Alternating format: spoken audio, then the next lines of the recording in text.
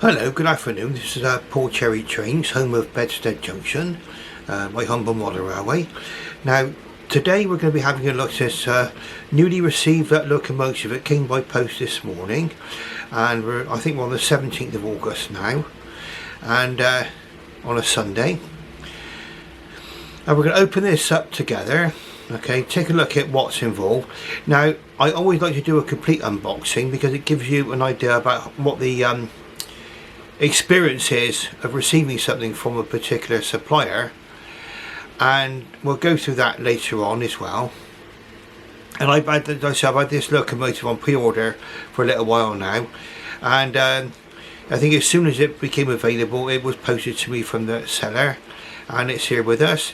I think without any further ado, let's get to have a look at the locomotive. Okay, so next time you'll be looking downwards onto my unboxing area, and we'll go through the unboxing procedure. Okay, so thanks very much.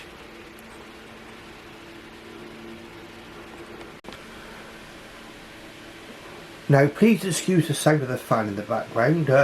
Just trying to keep this room a little bit cooler. The temperature's quite hot up here. Please forgive me if my mind tends to wander a little bit. It's very, like I say, very hot and stuffy up here. We're going to go through this now. It's a lovely sunny afternoon. I think it's about 25 past 12 in the afternoon. And let's have a look. There's the box it came in, okay? It arrived just this morning from Rails of Sheffield. Okay, so let's just move this to one side now. I've got the address covered up, and we'll get the box opened up, and then we'll see what's actually inside.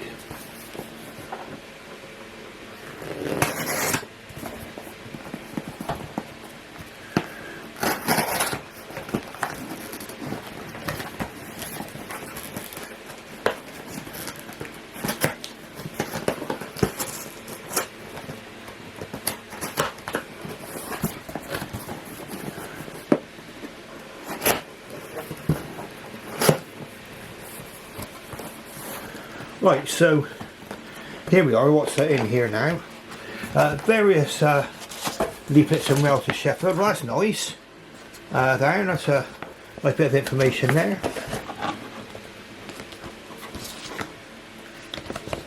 Another card from Rails as well, that's really nice, all information there.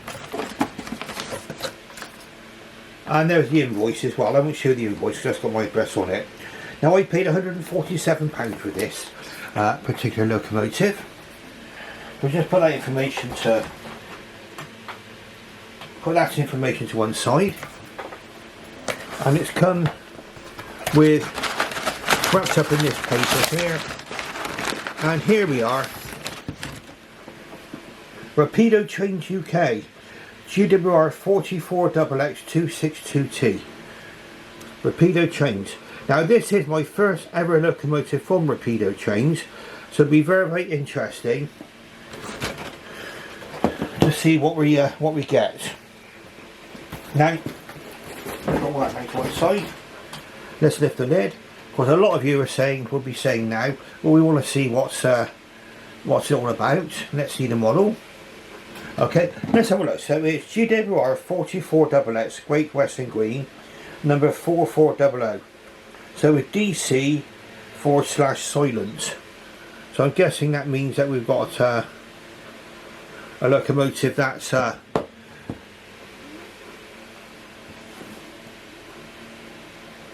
analog and obviously not sound fitted. Now I just decided to put a little bit more light on the subject. Forgot to put the video light on. Here we go, now it's going. So as I said before, GWR 44XX Great Western Green, number 4400, DC silent. Okay, so that's obviously going to signify there's no sound chip in there. It's fine. That's the side of the box. So again, nice line drawing. Tell you what's in there.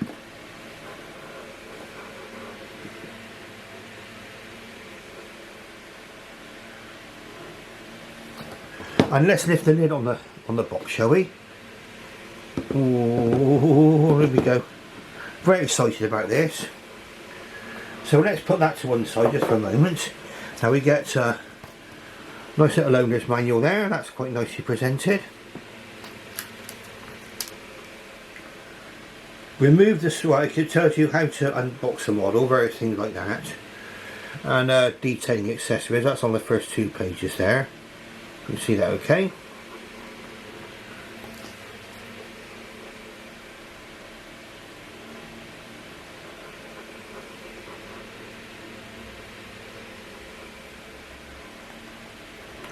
Well, it does say in the running in instructions that they test them for 30 seconds. Obviously that's going to need running in, and it says that to run on a rolling road or run it firstly at slow speed, gradually bring it up to medium speed before letting it run in each direction for an hour or so in each direction. So there we are. So that's saying we can polish up the gears. So I think that's the first thing we got here is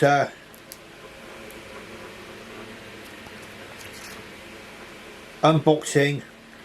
It goes on to talk about servicing the model and fitting accessories, etc, etc, all the usual goodie stuff you expect to get. So that's a nice little manual. Let's put that to one side. We got this foam top, so this is more or less what we've come to expect nowadays. A lot of protection from the model there.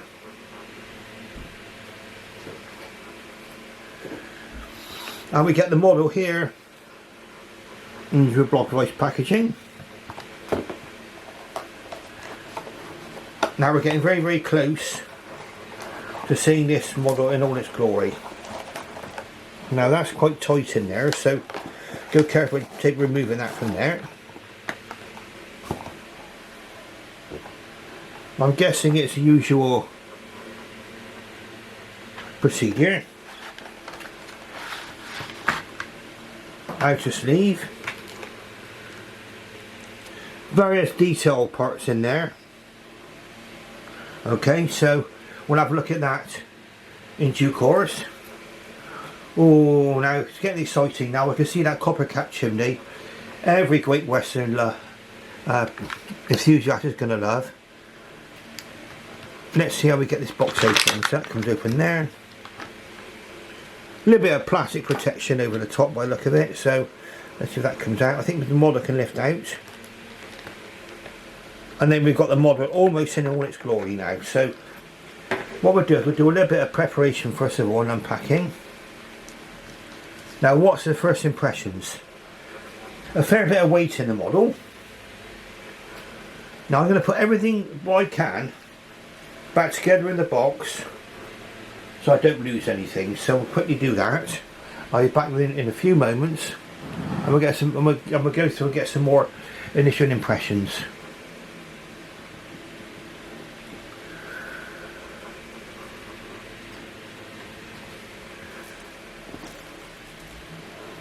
Now obviously there's things here we want to keep together if we can.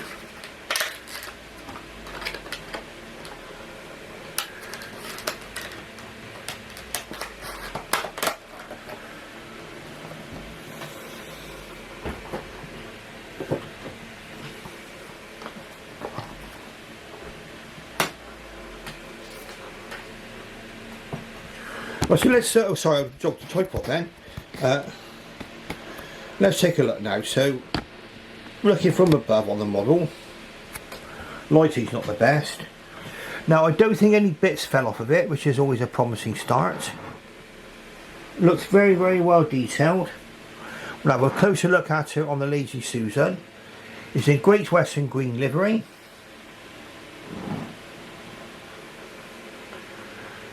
And very excited for this.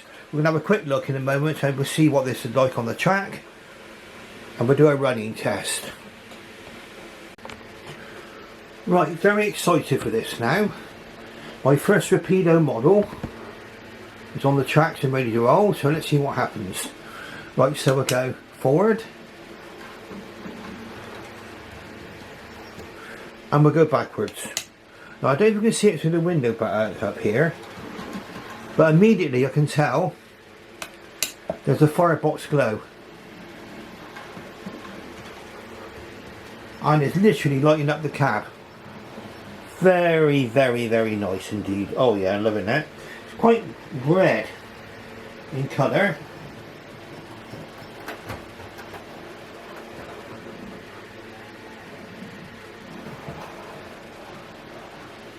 Now I've just inadvertently done something here. I didn't set my points correctly, but it's a good one for us to see.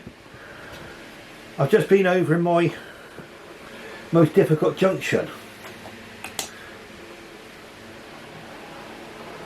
Back we come again.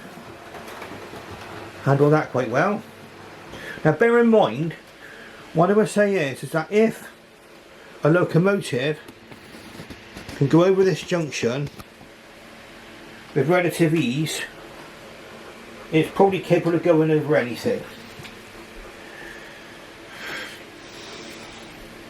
So let's try it again. We'll go over the and I must say my track work isn't the most professional, so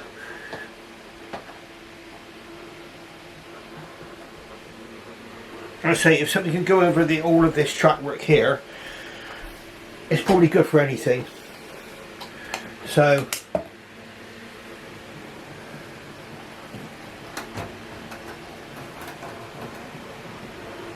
yes, okay, it stopped there, but that's only because of my track work. So let's come back. It's proving the point. It went over the point well enough.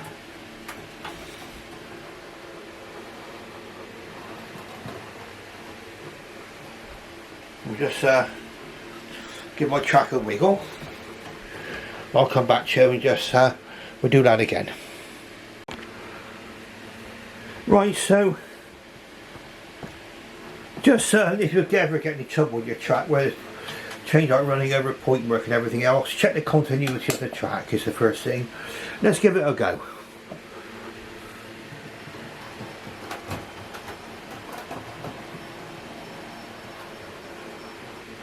Right, so to me it's past the points test.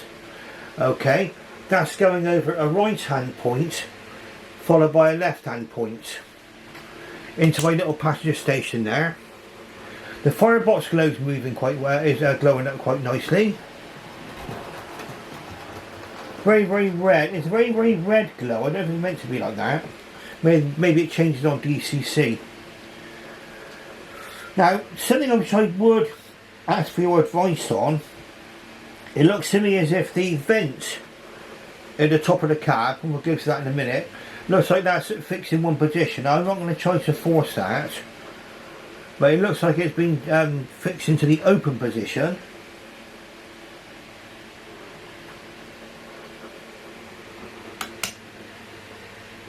Like I say, if anybody's got any different experiences to that, please let me know. Okay, so let's do a few circuits now. So we're going to be running this locomotive in. Let's get ready to go up by the signal box there.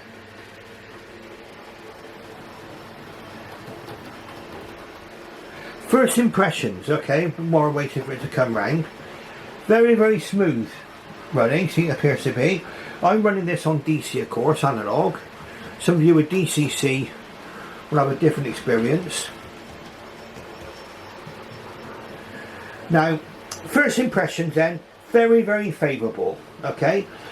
We've gone over some of the most difficult parts of my little layout here, and bear in mind this whole layout comes apart at the end of every running session. So if you've got a permanent layout, then I should imagine you shouldn't have too much trouble running this one over your point work, as long as it's all put together properly. It's going over all the point work beautifully. There's a bit of a clump going around there, so just going to check for fish plates being located correctly. Yep, that's alright.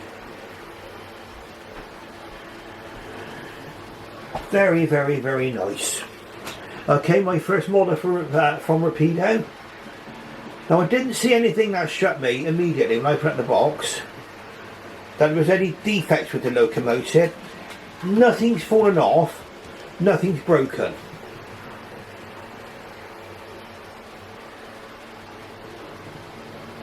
That firebox glows quite a very vivid red, but it is lighting up the entire cab, so you can actually see it. That's the point. This is on analog, of course. I should imagine with DCC you'll probably have better control over that. Very, very, very nice.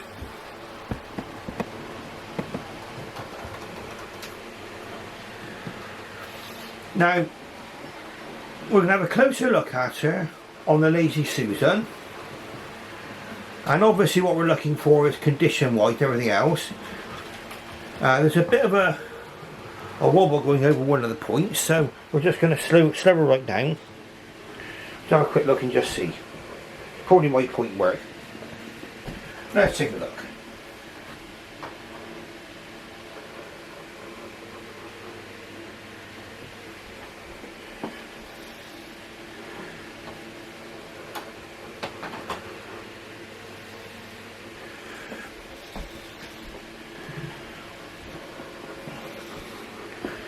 Okay, so we're back running again now.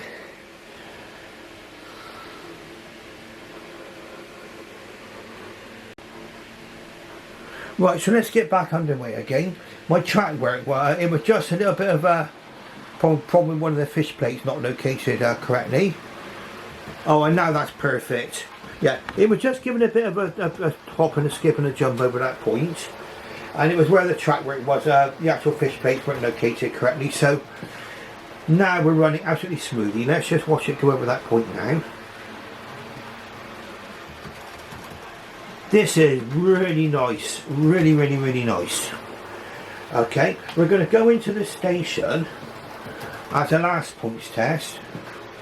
I want to see what it's like running into my big station. So let's stop her up at the signals up there. And then we're going to watch her go over these points up here. We've already seen the country station points.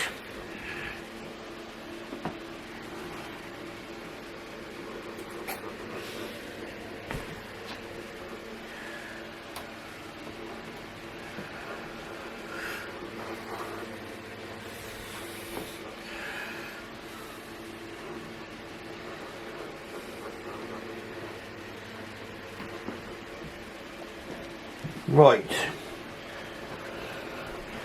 here we go, points test. Right, it stopped on the point there, so let's try and find out why that's happened.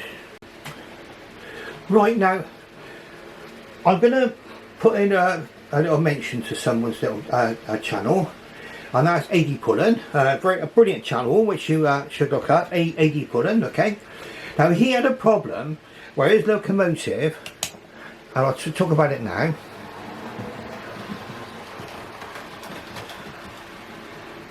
where he was getting the same problem as me, that when the locomotive was trying to go over the points, okay, it would get so far into the point and just stop. Okay, now you can see that it's running properly.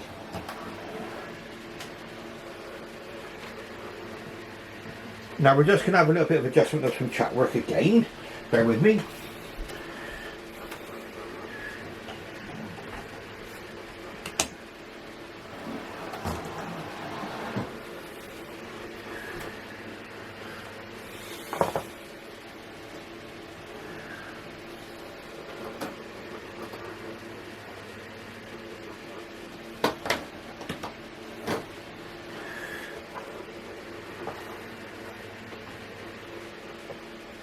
Now the joys of live videoing.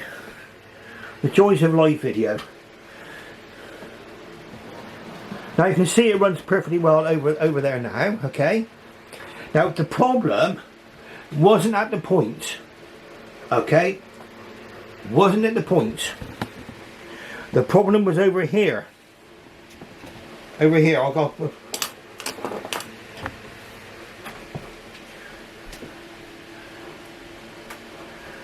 There was a loss of contact on this piece of track here, which is on the other side. And that has caught me out so many different times. Now, I'm going to get back onto AD Pullen's post. I think he did it on Facebook. Because he was asking why his locomotive was stopping dead on points. And you can see that mine was doing the same, and now it's fine. Okay, share with those points now. if this locomotive can get over this point work, it can get over anything. Okay, show you that. Let's zoom in slightly. And let's just watch this one leave the station here. Nice and gently. And we'll follow it out.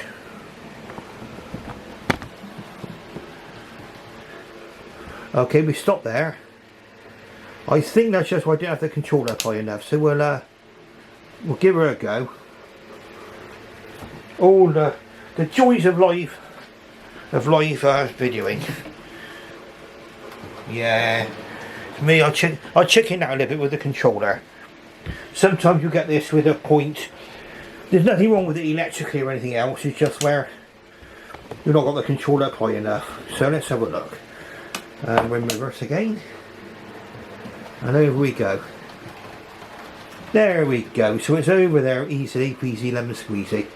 So you've just seen this locomotive go over again one of my really difficult junctions. That's a right hand point followed by a right hand point into a left hand curve. Okay, so again, quite complicated stuff going on. And I one last test, and then we can watch this for slow running and control. Now, on a layout like this, and a lot of you railway modelers, and this isn't like me complaining or moaning about my situation. I've got room for a 6 foot by 4 foot layout, which is resting on my bed, as you can see, and I'm quite happy with it. But it does mean that there's some compromises, and it's where control is absolutely essential. Good control. So we're going to come down here now. You can see we're at the station.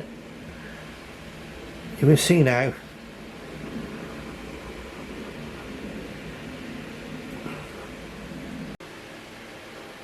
Right, so we just had a small technical hitch due to my terrible track work, okay? Fish plates need renewing down here. But let's do this now. We've got this all together now. We'll see if we can watch this run. Right, so there we are. That seems to be quite good control. Okay. Now, you need good control on my layout, because as you know, my little siding end by the side of the track, and if you go too fast, you're off the end of the layout. I've still got a slight continuity problem about here and here, but that is really where I've got some loose fish plates there, and we'll get that fixed in due course. But when again, we'll have a look and see if we can watch this run now.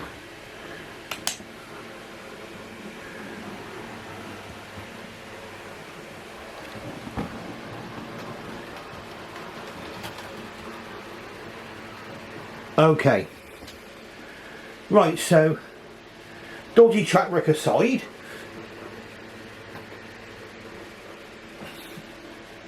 I would say that this Rapido locomotive has passed every test which I would wish it to be undertaking.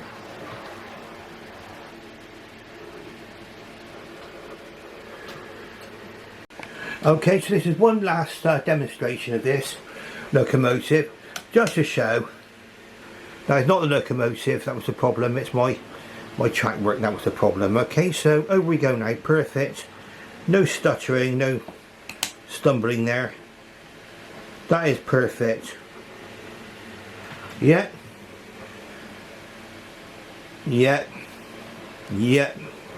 beautiful. Now the firebox glow, obviously you need on DC analog, you need there to be power going to the track. Of course on DCC, if you're on permanently, that lights up straight away. You don't need to apply very much power to get that firebox glow going. Brilliant, absolutely brilliant. Right, so the next time we're going to see this locomotive, we'll be up on the Lazy Susan, and then we can conclude the test. Right, so we've got our lovely Great Western Prairie, small Prairie locomotive on the rails here. First impressions, let's see now. Right, looking at the model, I can see no smudges. Look, just going round now on the turntable. Everything appears to be present and correct.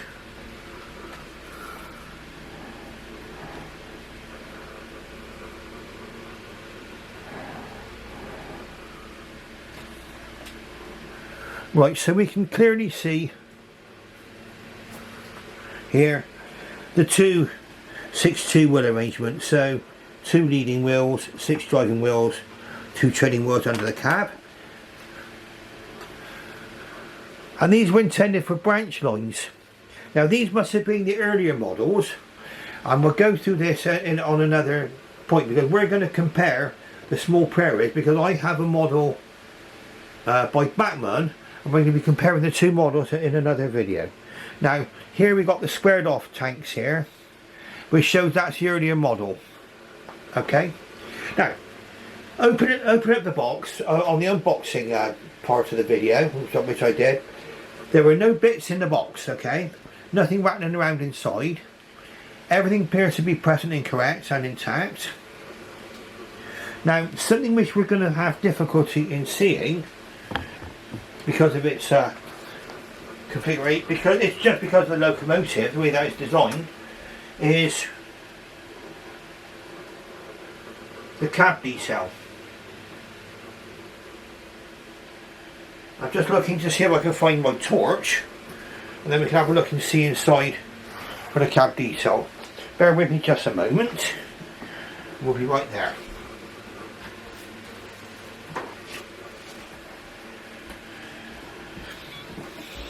Now that firebox glow, very red.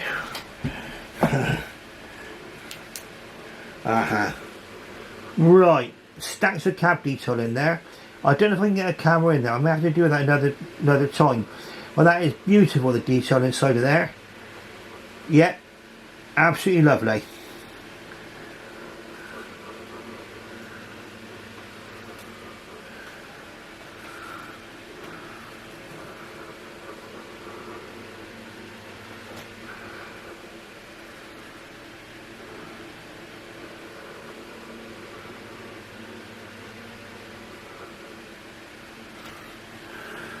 Right, I'm just showing inside the cab. I don't know if you can see the detail in there.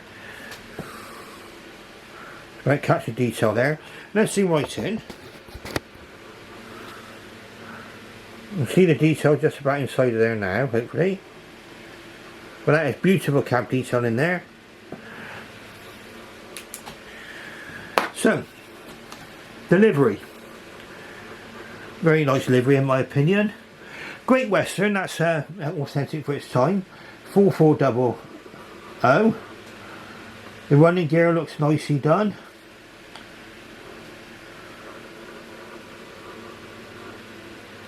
Nice representation of the copper chimney there. And obviously the brass safety valve cover. That's what attracted me to this model, because it's got the Great Western livery, which I wanted. I've got another one in BR livery, so it's nice to get the other livery. Looking around at the front,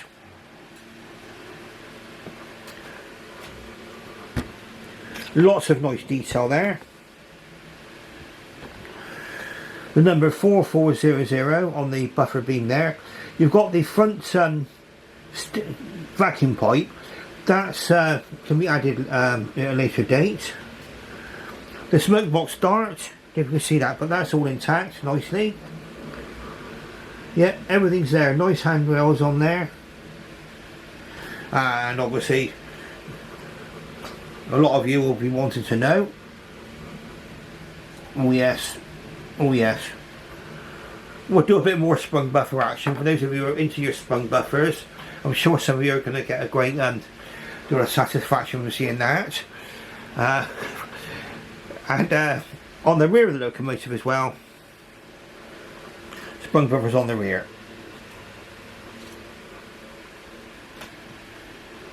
Okay, coming to the back of the locomotive. Vacuum pipes connected in this particular instance. Lamp irons all appear to be correct.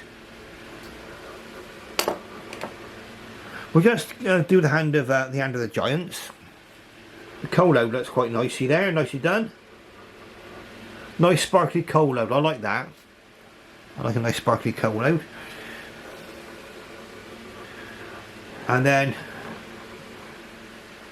again from the side, see all the detail there. Very, very, very nice. Whistles are nicely represented back there. The cab is fully glazed, as you would expect. See that there from here. And on the back of the locomotive also, we've got a good representation of the rear windows there with the grills. That's all nicely done too. For £147 is a hit. I love it. Let's see if we can have a look underneath. Brake rigging's already fitted. See, the wheels are all nicely done. You can see the couplings there as well. Narrow type couplings. Sandpipes and everything there, all nicely present and correct.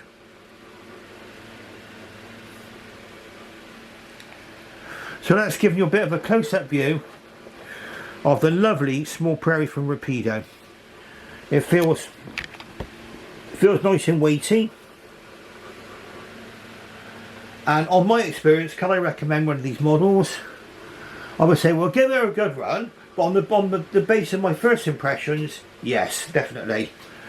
What a lovely little locomotive. Now we're going to have to do the running in procedure, of course. So, and it does, let's go back to this booklet and just see. A bit of fun now.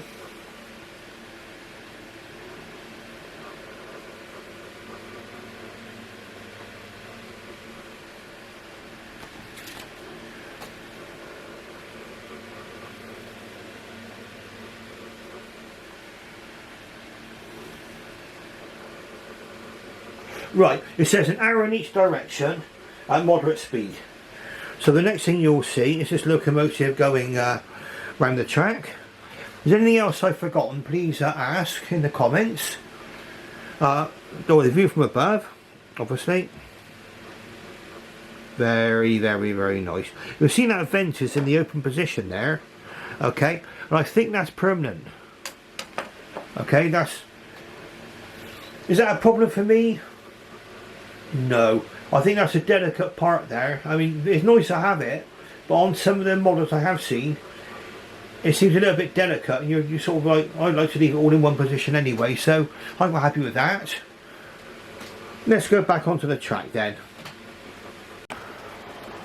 So here's our last little run, just to wrap things up.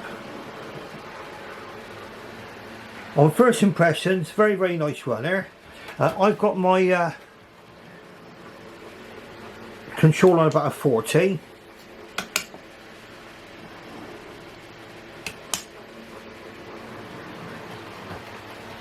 Back over that point.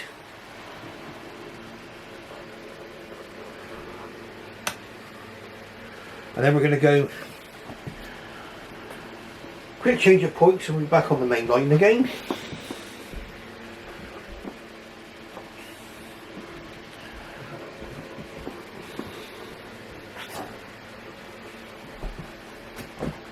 And we're going to get, what I'm going to do now is I'm going to be going downstairs, have a little bit of lunch. In the meantime, yeah, that's running on a speed of 40 on the controller. And it's running very, very well. I think anybody who buys one of these, I mean, on my first impressions, should be quite pleased.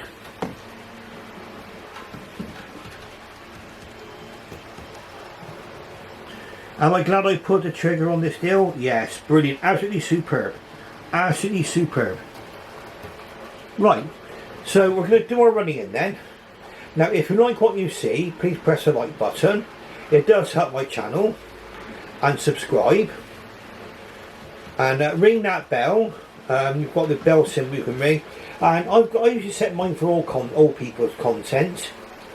And just to recap, I know AD might have actually solved his problem by now, AD Cullen, but he was having a problem with his points. And like I say, the problem wasn't, it's going to come around now, the problem wasn't here, where the point was, it was over there. The lack of continuity.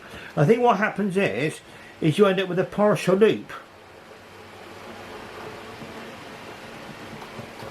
And it doesn't kind of manifest itself to change the point. You can see it's going perfectly well there. And that would have been a problem that would have probably driven somebody crazy, adjusting the points and everything else, when in fact the problem was on the other side of the track. Okay? So on that note, I shall wish you farewell and bye bye for now.